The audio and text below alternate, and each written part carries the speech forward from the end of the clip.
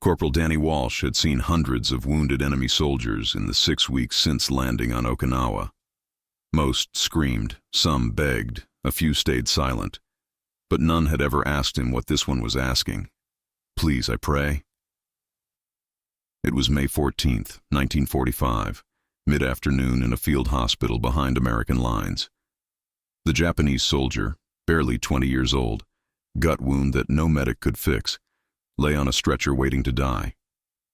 He'd been found in a cave with 3 other wounded who hadn't survived transport. This one had maybe hours left. Walsh was supposed to be guarding prisoners, not having conversations with them. But something about this kid's eyes made him stop. "You want to pray?" Walsh repeated, making sure he understood the broken English. The soldier nodded weakly, then struggled to sit up. Gasped in pain, collapsed back. "Please, before end, I must pray. To Buddha, to ancestors. Very important." Walsh looked around the overcrowded field hospital. Wounded Americans everywhere, medics running between cots, surgeons working in tents that reeked of blood and antiseptic. Nobody had time for enemy prisoner prayer requests. Nobody would even notice if Walsh said no.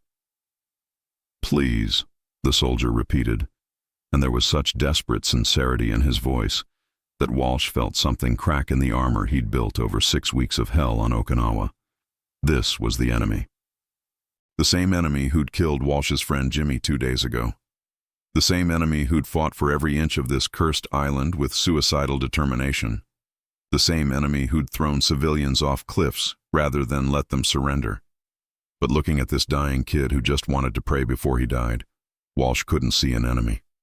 He just saw a scared boy far from home, asking for the one thing that might give him peace. "How long you need?" Walsh asked. The soldier's eyes widened, surprised that Walsh was actually considering it. 10 minutes, maybe, 15. Not long. Very important for next life. Buddhists believe. He coughed blood. Must pray correct way, or soul is lost. Walsh made a decision that would haunt and define him for the rest of his life. "Yeah, okay. You can pray." The soldier's face transformed, relief so profound it was almost painful to witness. "Thank you. Thank you. You are kind man." "Don't thank me yet," Walsh said. "I gotta figure out how to do this without getting court-martialed." Because there was a problem. The field hospital was chaos, wounded everywhere, no privacy, no quiet space. And Marines would lose their minds if they saw an American helping an enemy soldier pray. After 6 weeks of Okinawa's brutality, mercy was in short supply. But Walsh had made a promise. And Danny Walsh, Catholic boy from Boston who'd been taught that prayer was sacred no matter who was praying, wasn't about to break a promise to a dying man. "What's your name?" Walsh asked. "Hiroshi. My name is Hiroshi Tanaka, from Kyoto. Was, student, university, study history." He smiled weakly. "War end my study." "Yeah, war ended a lot of things," Walsh said. He checked the soldier's wound under the bandages. The medic had been right, nothing they could do. Gut wounds like this, you either got lucky or you died. This kid wasn't getting lucky. "Hiroshi, I'm gonna help you pray. But you gotta tell me what you need. What does Buddhist prayer look like? You need to face somewhere, need something to pray to." Hiroshi's eyes filled with tears. "You help me? Really help? I said I would. Now tell me what you need." "I need.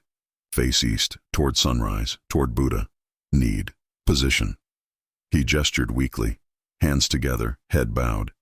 "Need. Quiet. To speak to Buddha, to ancestors, to tell them I am sorry, that I die far from home, his voice broke, "that I fail them." Walsh felt his throat tighten. This kid thought he'd failed his family by dying in war. Just like Walsh's mother would think Walsh had failed if he died here. Just like every mother everywhere thought when her son didn't come home. "You didn't fail nobody," Walsh said. "You're a soldier. Soldiers don't choose wars. We just die in them." Hiroshi looked at him with such gratitude that Walsh had to look away. "I get you somewhere quiet," Walsh said. "Somewhere you can pray proper." Give me a few minutes to figure it out. He stood up, his mind racing. The hospital was too crowded, too noisy. But there was a supply tent about 50 yards away, mostly empty this time of day. If he could get Hiroshi there, give him 15 minutes. It was against protocol, against orders, probably against common sense after what the Japanese had done on this island. But Walsh thought about his grandmother back in Boston, who'd made him promise to go to Mass every Sunday, who'd told him that God saw every act of kindness and every act of cruelty, and that in the end, how you treated people when nobody was watching was what mattered. Nobody was watching now. Just Walsh and a dying enemy soldier who wanted to pray. "All right, Hiroshi," Walsh said, making his decision. "Let's get you somewhere you can talk to Buddha." What happened next would become the story that changed everything. Walsh needed help moving Hiroshi without attracting attention. He found Doc Martinez, the medic who'd declared Hiroshi's wound fatal, smoking behind the supply tent. "Doc, I need a favor. The Japanese kid with the gut wound, he wants to pray before he dies. Need somewhere quiet." "I'm thinking the supply tent." Martinez looked at him like he'd grown a second head. "You're asking me to help move an enemy prisoner so he can pray?" "Yeah. Danny, have you lost your goddamn mind? After what they did to Jimmy? After the civilians jumping off cliffs? You want to help one of them pray? He's dying, Doc. He's scared. He wants to pray to his God before he goes. That's it. 15 minutes. Martinez took a long drag on his cigarette. "You know what the lieutenant will do if he finds out?" "Yeah, but I don't care. You gonna help me or not?" Martinez studied Walsh's face, then sighed. "Your grandmother would be proud of you. Also, she'd be terrified you're gonna get yourself killed doing something stupid." He crushed out the cigarette. "Supply tent's empty. We got maybe 20 minutes before the next supply run. Let's move him fast." They carried Hiroshi on his stretcher, moving quickly but carefully. The kid gasped in pain with every step, but didn't cry out. By the time they got him inside the tent and positioned him facing east, he was pale and shaking. "You got 15 minutes, Walsh said. "Then we gotta move you back before somebody notices." "Thank you," Hiroshi whispered. "Both of you. You are good men." Martinez left to stand watch. Walsh started to follow, but Hiroshi called out weakly, "Please, you stay. I'd tell you story while I pray. Is okay?" Walsh hesitated, but the kid was dying, and if talking helped him get through his prayer, what harm could it do? "Yeah, okay. I'll stay." Hiroshi struggled to sit up properly, wincing but determined. He brought his hands together in prayer position, closed his eyes, and began speaking softly in Japanese. Walsh didn't understand the words, but he recognized prayer when he heard it. The cadence, the reverence, the desperate hope that someone somewhere was listening. After a minute, Hiroshi opened his eyes. "I tell you about me. While I pray, help me. Stay awake. Stay focused." "Sure, kid. Tell me about yourself." "My name is Hiroshi Tanaka. I am 20 years old. From Kyoto. Beautiful city, old temples, cherry blossoms in spring. My father was, carpenter. Make beautiful things from wood. Teach me when I am young. I love smell of sawdust, sound of tools, feeling of creating something." He closed his eyes again, prayed more in Japanese, then continued. "But I want to study history, learn about past, understand why countries fight, why people hurt each other. Think if I understand, maybe I can. Prevent? Help make peace?" He smiled sadly. "Naive dream." "Not naive," Walsh said. "Good dream. World needs people who want to understand. I study at Kyoto University. 2 years. Learn about Meiji Restoration, about opening of Japan to West, about—" he coughed blood, grimaced, "about why understanding between cultures is important. Then war. 1943, they draft me. No choice. Everyone must serve emperor." He prayed more, tears running down his face now. "I do not want to fight. I want to study. Want to go back to university. Want to marry Yuki, my, how you say, girlfriend. She wait for me in Kyoto. She write letters. Say she will wait forever." His voice broke. "But I will not return. She will wait for Ghost. Walsh felt something twist in his chest. He had a girl too, back in Boston, Mary Catherine O'Brien, redhead with green eyes, who'd promised to wait for him, who wrote every week about her job at the munitions factory, about his neighborhood, about the life they'd have when he came home. If he died here like Hiroshi was dying, Mary Catherine would wait too, would cry for him, would visit his grave and wonder why God had taken him so far from home. "Tell me about Yuki," Walsh said softly. Hiroshi's face lit up despite his pain. "She is beautiful, smart, study literature, love poetry.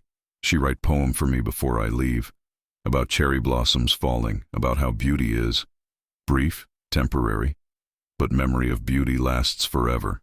He prayed more. "Then, she say even if I die, she will remember me as cherry blossom, brief but beautiful. That give me comfort." He opened his eyes, looked at Walsh directly. "You have girl, someone who wait?" "Yeah, Mary Catherine. We were supposed to get married before I shipped out. Didn't have time. Now I write her every week. Tell her to wait for me. Promise I'll come home." Walsh paused. "But every day here, I wonder if I'm lying to her." "You are not lying," Hiroshi said firmly. "You are hoping. Hope is different than lie. Hope is." He searched for words. "Hope is prayer without words. You hope you come home. She hope you come home. Buddha hear hope, just like he hear prayer." They sat in comfortable silence for a moment. Enemy soldier and American Marine, both far from home, both praying in their own ways to make it through this war. "Tell me about you," Hiroshi said after more prayer. "Tell me about Boston, about your life. Help me understand. American soldier." Walsh didn't usually talk about home. Talking about home made the war harder, made the distance feel further, made the possibility of never seeing it again more real. But something about this dying kid asking made it feel necessary. "Born and raised in South Boston, Irish neighborhood. My dad's a dock worker. My mom raised 6 kids. I'm third oldest. Got 2 brothers, 3 sisters. Grew up playing stickball in the street, going to mass every Sunday, eating my grandmother's cooking." He smiled at the memory. "My grandmother, Nana Walsh, she's the tough one in the family. Came over from Ireland when she was 16, worked her whole life, raised my dad by herself after my grandfather died. She's the one made me promise to go to mass every week, even in the war." "You keep promise?" Hiroshi asked. "Tried to. The chaplain does services when he can. I go when I'm not on duty. Pray the rosary my grandmother gave me." Walsh pulled it from his pocket, worn wooden beads on a chain. "She blessed it at St. Augustine's in Boston, said it would protect me." Hiroshi looked at the rosary with interest. "Catholic prayer beads, like Buddhist prayer beads. Different God, same hope, same faith that someone listen." "Yeah, I guess so. Never thought about it like that, but yeah. Your grandmother sound like my grandmother," Hiroshi said. "She also very religious. Buddhist temple every day. Pray for family. Pray for ancestors. When I leave for war, she give me this." He pulled from inside his uniform a small wooden carving, about 2 inches tall. Buddha sitting in meditation. "She say Buddha protect me, keep me safe." He looked at it sadly. "But Buddha cannot stop bullet, cannot heal wound like this. Maybe he protect my soul instead of my body." Maybe that what grandmother mean. Walsh didn't know what to say to that. His own grandmother's rosary hadn't stopped bullets either. He'd seen good Catholic boys die with rosaries clutched in their hands. What did protection even mean in war? "What did you do before the war?" Hiroshi asked. "Before soldier?" "Worked the docks with my dad, loading ships, unloading cargo. Hard work, but honest. Made enough money to take Mary Catherine to movies on Saturdays, save up for our future." He paused. "Enlisted right after Pearl Harbor. Whole neighborhood did. Every boy over 18 went to the recruiting station together. Felt like the right thing to do." "Do you hate Japanese?" Hiroshi asked quietly. "For Pearl Harbor?" Walsh considered the question honestly. Did, at first. Was furious. Wanted revenge. Wanted to kill every Japanese soldier I could find. Then I got here, started seeing the faces, started understanding that soldiers are just people. Young guys like me who got drafted, who'd rather be home, who are terrified and tired and just trying to survive. Hard to hate someone when you realize they're exactly like you, just wearing a different uniform. Hiroshi smiled slightly. That is wise. My officer tell me all Americans are demons, evil, must be destroyed. But I look at you, I see, not demon. See young man who help enemy soldier pray, who talk about his grandmother and his girlfriend, who show kindness when he could show hate. He closed his eyes, prayed more. If I survive, I know I will not, but if I survive, I would tell people, Americans are not demons. They are humans, like us. This war is mistake, tragic mistake. Yeah, Walsh agreed softly. Biggest mistake in history. They sat together as Hiroshi continued his prayer. This strange moment of peace in the middle of hell. Two young men who should have been enemies finding common ground in their shared humanity. Hiroshi's prayers grew more intense. He spoke faster in Japanese, tears streaming down his face, hands clasped so tightly they shook. Walsh didn't understand the words, but he understood grief, understood fear, understood the desperate hope that someone somewhere was listening. I pray for my family, Hiroshi said in English between Japanese prayers. For my father, that he find peace in his carpentry. For my mother, that she not cry too much for me. For my younger brother Kenji. His voice cracked. He is only 16. I pray he is not drafted. I pray war ends before they take him too. More prayers, more tears. I pray for Yuki, that she find happiness, that she not wait forever for me, that she marry good man, have children, live full life, that she remember me sometimes, but not let memory stop her from living. Walsh felt his own eyes burning. This kid was praying for everyone else's happiness while he lay dying in a supply tent on a foreign island. I pray for Emperor, that he wake up, that he see this war is destroying Japan, that he make peace before more boys like me die far from home. That was borderline treasonous for a Japanese soldier to say. Hiroshi could have been shot for less. But he was dying anyway, and dying men told the truth. And I pray. Hiroshi stopped, struggled with emotions. I pray for American soldiers. For you, Danny Walsh. For Doc Martinez. For all young men on this island who did not choose this war but must fight it anyway. I pray you survive. I pray you go home to Boston, to marry Catherine. I pray you have children.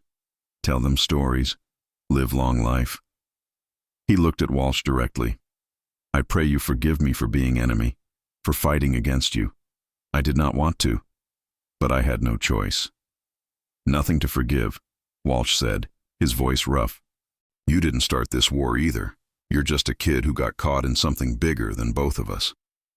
When I die, Hiroshi said softly, will you pray for me, with your rosary, to your God? I know he is different God than Buddha, but maybe he listened too. Maybe all gods listen when prayer is sincere. Walsh had been raised to believe there was only one God, that Catholic prayers went to the one true faith. But looking at this dying Buddhist kid who'd shown more grace and forgiveness than most Christians Walsh knew, he couldn't believe God would ignore prayers like that. Yeah, Walsh promised, when you're gone I'll pray for you. Catholic prayers, to make sure you're covered from all sides. Hiroshi smiled through his tears. Thank you, that mean very much. He began praying more rapidly in Japanese, and Walsh recognized the rhythm of someone saying goodbye, saying final words, preparing for death. Then Hiroshi did something that surprised Walsh even more than the prayer request. He pulled out a small piece of paper, worn and folded. His hands shook as he unfolded it, a photograph. Yuki, pretty young woman in traditional kimono, cherry blossoms behind her, smiling at the camera. When I die, Hiroshi said, will you keep this? Will you? If war ends, if you survive, will you try to find her? Tell her I was thinking of her, that my last words were her name. Walsh took the photograph with shaking hands. This was too much. Guarding a dying enemy was one thing, Promising to find his girlfriend after the war was another. But looking into Hiroshi's desperate eyes, Walsh couldn't say no. "I'll try," Walsh said. "Can't promise I'll succeed, but I'll try." "Thank you." Hiroshi closed his eyes. "I am ready now. I have prayed. I have said goodbye. Buddha will guide me to next life. Ancestors will welcome me. Yuki will remember me. And you. You will tell story? Tell people that Japanese soldier was not demon, was just boy who wanted to go home? I'll tell them," Walsh promised, his voice breaking. That's when Lieutenant Morrison walked into the supply tent. Walsh's blood went cold. He'd been so focused on Hiroshi's prayer, he'd forgotten they were breaking every rule. And Morrison wasn't just any officer. He was a by-the-book hard-ass who'd lost his best friend to a Japanese sniper 3 weeks ago. "Corporal Walsh," Morrison's voice was ice. "What the hell is going on here?" Walsh stood at attention, knowing his military career was probably over. "Sir, the prisoner requested permission to pray before he dies. I facilitated that request, sir." "You facilitated?" Morrison's jaw clenched. "You took an enemy combatant, moved him away from the hospital without authorization, gave him privacy and time to do God knows what, and you call that facilitating?" "Sir, he's dying. He wanted to pray. It was a humanitarian request." "Humanitarian?" Morrison looked at Hiroshi, who was watching this exchange with frightened eyes. "Tell me, Walsh, was it humanitarian when they threw civilians off cliffs? Was it humanitarian when they fought from hospital bunkers? Was it humanitarian when they killed Corporal Johnson last week?" "No, sir, but nothing. This is war, Walsh. We don't have time for humanitarian gestures to the enemy." Hiroshi spoke up weakly. "Please, sir, do not punish him. He show kindness. He is good man. I ask him to help. He only—" Coughing fit, more blood. Morrison stared at the dying soldier, and Walsh saw something complicated cross the lieutenant's face. Anger, yes, but also weariness, and maybe recognition that Hiroshi was just a kid. "How long has he been praying?" Morrison asked. "About 12 minutes, sir." "How long does he need?" "He said 15 total, sir." Morrison was silent for a long moment. Then he did something that surprised everyone in that tent. He took off his helmet, bowed his head slightly, and said, "Then he's got 3 more minutes. I'll stand watch outside. But Walsh, you and I are having a conversation after this. Understood?" "Yes, sir. Thank you, sir." Morrison left. Hiroshi looked at Walsh with wonder. "He let me finish, even though he is angry?" "Yeah, kid, he let you finish." "Why?" Walsh thought about it. "Because even in war, some things are sacred, and watching a man pray before he dies, that's sacred. Morrison knows it. Deep down, he knows it." Hiroshi smiled. "Americans are complicated. I think I understand now. You fight hard. But you have mercy, even for enemy, even when you do not want to." "Some of us do anyway," Walsh said. "Not all, but some." Hiroshi closed his eyes for the final 3 minutes, prayed silently, peacefully. When he opened them again, there was acceptance in his face. "I am ready," he said softly. "Thank you, Danny Walsh. You give me great gift. You let me die with honor, with dignity, with prayers said correctly. Buddha will remember. Ancestors will remember. I will remember you in next life. You're welcome, Hiroshi, and I'll remember you in this one." They carried him back to the hospital 15 minutes later. He died 2 hours after that, holding the small Buddha carving his grandmother had given him, with Walsh sitting nearby. When it was over, Walsh pulled out his rosary and did what he'd promised. Prayed Catholic prayers for a Buddhist soldier's soul. Prayed that wherever Hiroshi was going, whatever came next, he'd find peace.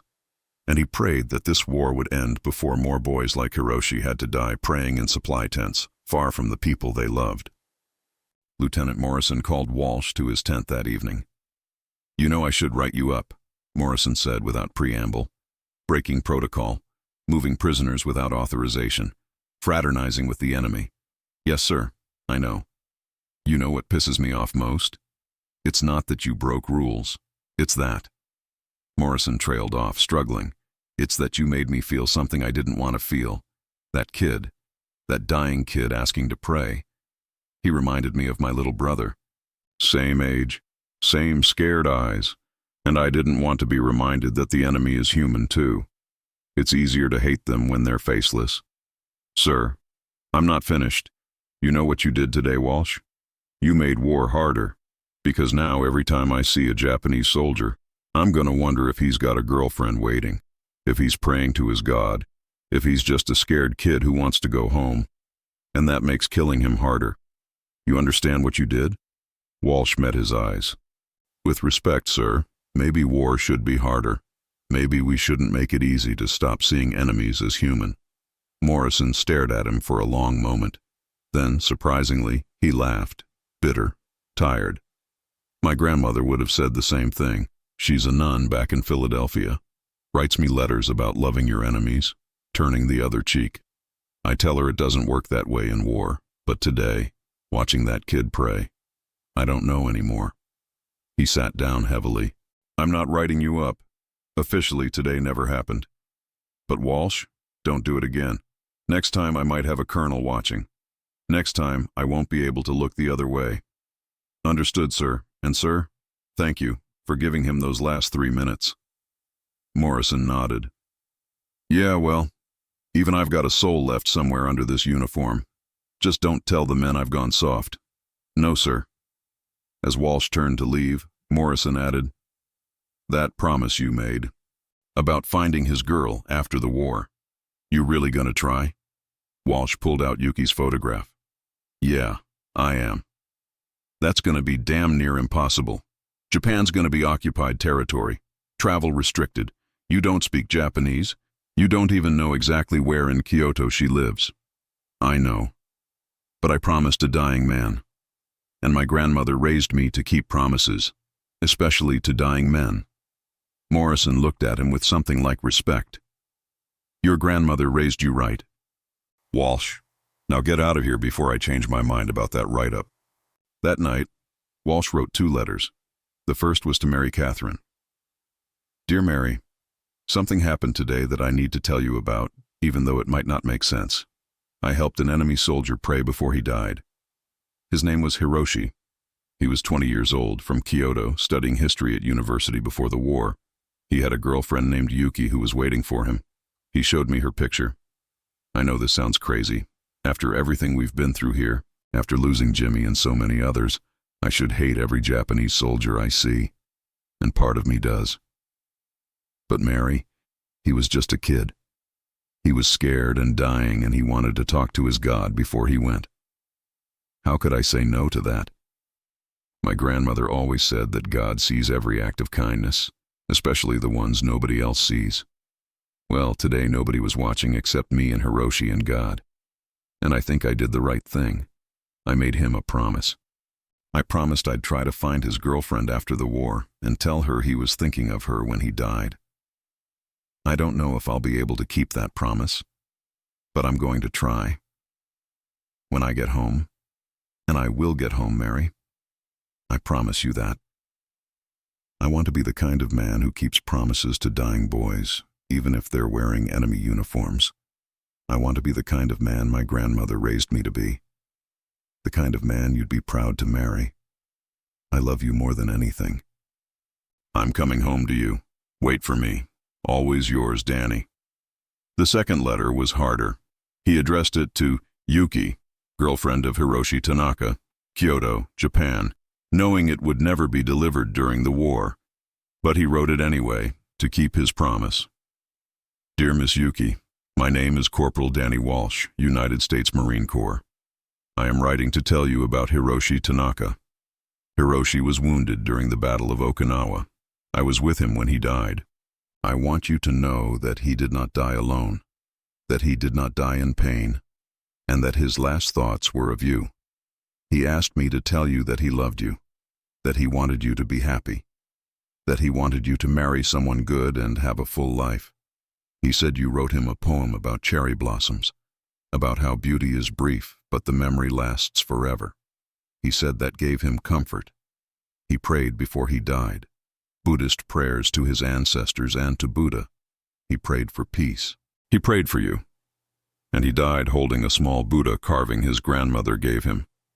I promised him I would try to find you after the war and give you his last message.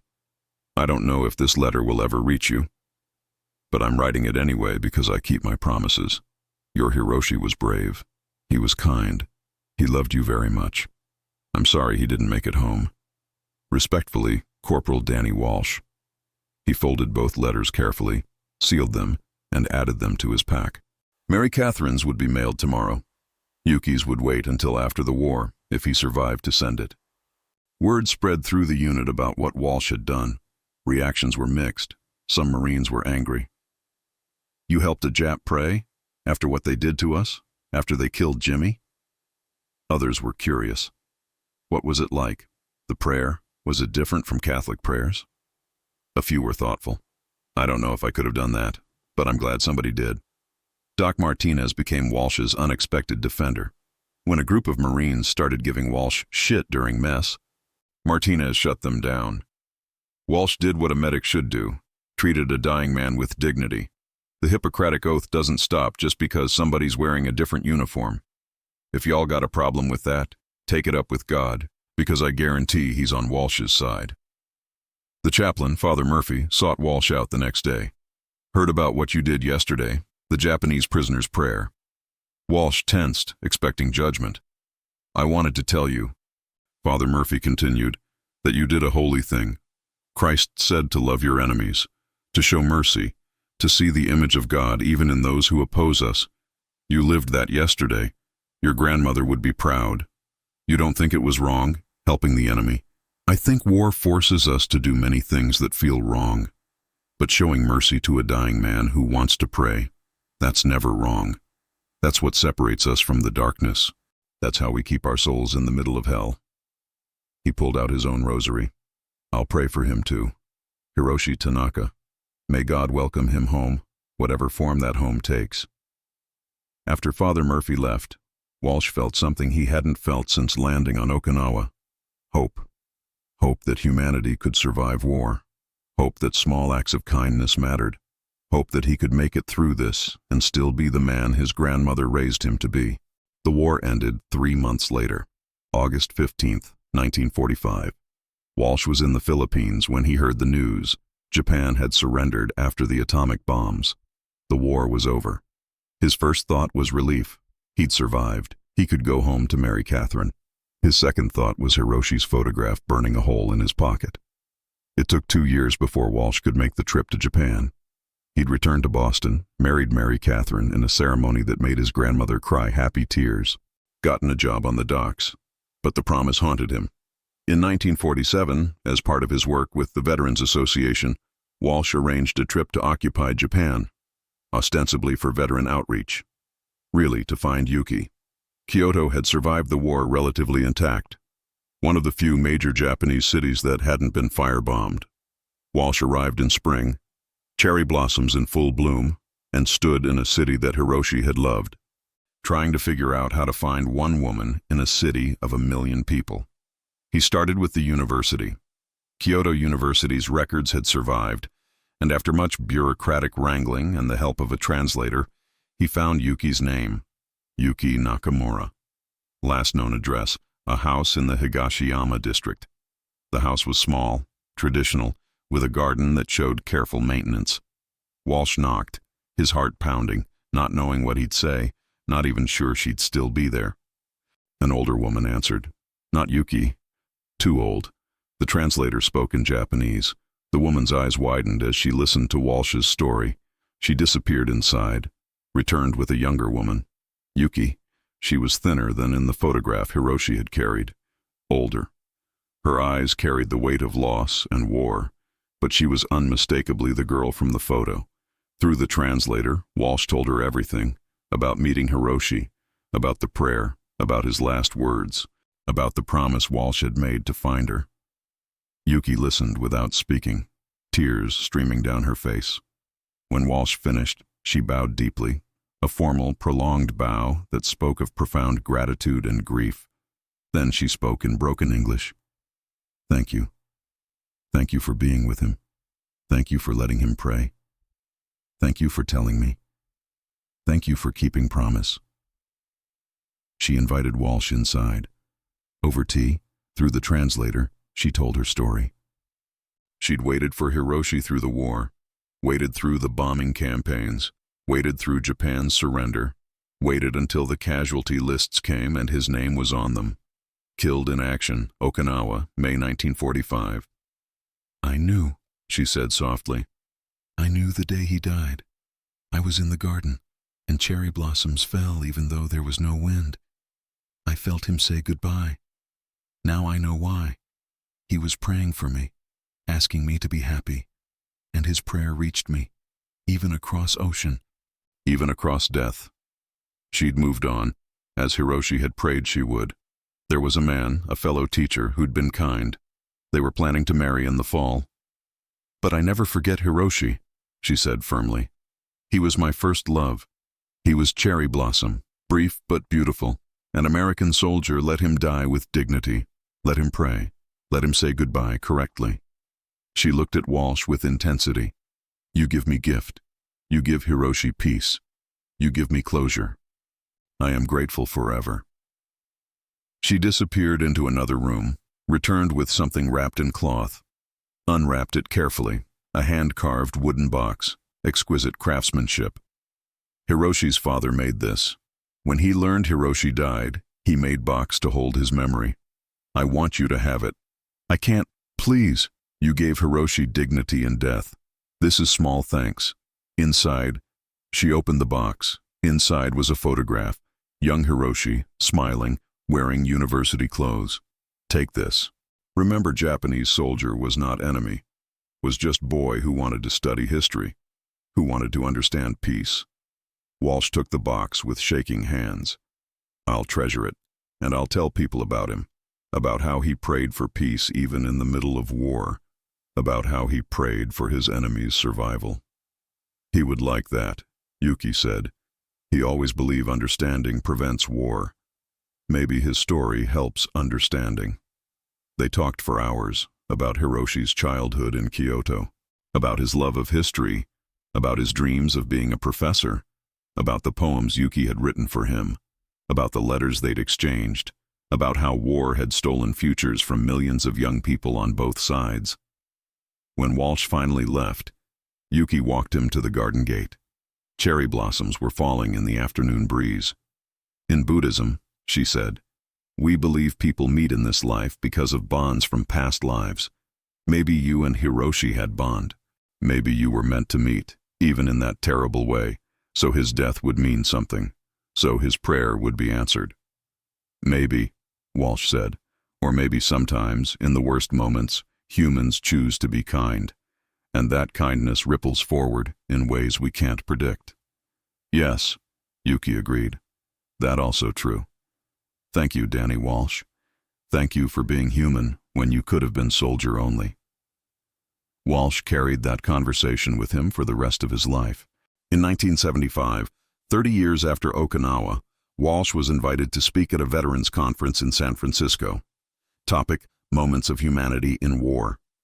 He was 62 now, gray-haired with grown children and grandchildren. Mary Catherine sat in the front row, smiling encouragement. Next to her, surprisingly, was Yuki Nakamura, now Yuki Yamamoto, married name, a professor of literature at Kyoto University in California for an academic conference. They'd stayed in touch over the decades. Letters at first, then occasional visits when either traveled. She'd become like a sister to him, a living connection to that moment in a supply tent when war had paused for 15 minutes. Walsh stood at the podium and told Hiroshi's story to an audience of 200 veterans, historians, students, and peace activists. He told them about a dying 20-year-old who'd asked to pray, about breaking protocol to facilitate that prayer, about Lieutenant Morrison giving them 3 more minutes, about promises kept across years and oceans. Hiroshi Tanaka prayed for peace. Walsh said, his voice thick with emotion. He prayed for his enemy's survival. He prayed for his girlfriend to be happy. He prayed for the emperor to end the war. And he died believing that Buddha heard him. He paused, looking at Yuki. I don't know if Buddha heard, but I heard. And I like to think that every act of mercy, every moment of compassion, every time we choose humanity over hate. Those are prayers too, prayers that might actually get answered. The audience was silent. We teach people to fight in war, Walsh continued. We train them to kill efficiently, to hate the enemy, to see opposing soldiers as less than human. But we don't train them for the moments when the enemy becomes human again. When you see his face, hear his voice, learn his name. When you realize he's exactly like you, scared, far from home, missing someone he loves. I was lucky. I had Lieutenant Morrison, who understood that some things are sacred even in war. I had Doc Martinez, who believed in treating all wounded with dignity. I had a grandmother who'd raised me to keep promises and show mercy. But a lot of soldiers didn't have that. A lot of soldiers did things in war that haunt them because they forgot, or were never taught, that mercy matters. He looked directly at the veterans in the audience. If my story does anything, I hope it reminds people that we get to choose. Even in war, even in the worst moments, we get to choose whether to be only soldiers or to stay human. Hiroshi helped me choose humanity, and I've tried to honor that choice every day since. The standing ovation lasted 3 minutes. Afterward, Yuki approached the podium with a young woman, her daughter, she explained, named Sachiko, 28 years old, studying international relations, working on U.S.-Japan friendship initiatives. My mother told me about Hiroshi many times, Sachiko said in perfect English. About the American Marine who let him pray. Your act of kindness changed my mother's life. It changed my family's life. And now I work to make sure that kind of understanding between our countries continues. She bowed formally. On behalf of Hiroshi Tanaka, who cannot thank you himself, and on behalf of all the families touched by your mercy, thank you. You proved that even in darkness there is light. Even in war there is humanity. Even between enemies there can be compassion. Walsh looked at this young woman, daughter of Yuki and her husband, named after Hiroshi's younger sister who'd survived the war, working to build peace between nations, and felt the weight of 30 years lift slightly. Hiroshi's prayer had been answered, just not in the way any of them expected. Danny Walsh died in 2003 at age 80. In his will, he requested that Hiroshi's photograph and the carved wooden box Yuki had given him be donated to the Pacific War Museum as part of an exhibit on moments of humanity in wartime. At his funeral, Mary Catherine read from a letter Walsh had written to their children years earlier. When I'm gone, I want you to remember one thing. I once helped an enemy soldier pray, and it was the most important thing I did in the entire war. Not the battles I fought, not the missions I completed, not the medals I earned. The 15 minutes I gave a dying boy so he could talk to his God. Your grandmother taught me that mercy matters, that kindness counts, that seeing the humanity in your enemy takes more courage than killing him. Hiroshi Tanaka taught me the same lesson from the other side. We were supposed to be enemies. We were supposed to hate each other. But for 15 minutes in a supply tent on Okinawa, we were just two young men far from home trying to find meaning in senseless war. And we found it in prayer. His Buddhist prayers and my Catholic promise to honor them. If my life meant anything, I hope it proved that mercy is stronger than hate, that compassion can exist even in war, that keeping promises to dying men, even dying enemies, matters more than winning battles. Hiroshi prayed for peace. I've spent my life trying to honor that prayer. I hope you will too. Yuki Yamamoto attended the funeral, now 84, her daughter Sachiko with her. They placed cherry blossoms on the casket, the flower Hiroshi had loved, the flower Yuki had written poems about, the symbol of beauty that's brief but remembered forever. He kept his promise. Yuki said softly, for 58 years he kept his promise. Hiroshi can rest now. Danny can rest now. Both of them showed world that humanity survives war, that enemies can become friends. That prayer, whatever form it takes, matters. The exhibit at the Pacific War Museum opened 2 years later. Hiroshi's photograph sits in a place of honor, next to the carved wooden box, next to Walsh's handwritten account of that day, next to Yuki's poems about cherry blossoms. The caption reads, On May 14, 1945, on the island of Okinawa, an American Marine gave a dying Japanese soldier 15 minutes to pray. This act of mercy, witnessed by no one except the two men involved, proved that even in war's darkest moments, humanity can prevail. Both men prayed that day, one to Buddha, one to God, and both prayers were answered in ways neither expected. Their story reminds us that compassion knows no enemy, that mercy transcends uniforms, and that the smallest acts of kindness can ripple across generations. Every year on May 14th, veterans from both America and Japan visit the exhibit. They stand in silence before Hiroshi's photograph, thinking about the prayer that was never officially recorded but changed everything anyway. And somewhere, if you believe in such things, two young men, one American, one Japanese, rest in peace, knowing that the promise made in a supply tent in 1945 was kept for the rest of one man's life and honored long after both were gone. Because some prayers get answered in actions, and some promises are kept across decades, across oceans, across the divide between former enemies who learned, for 15 minutes on a terrible day, that they were never really enemies at all. Just humans, just boys far from home, just souls seeking peace.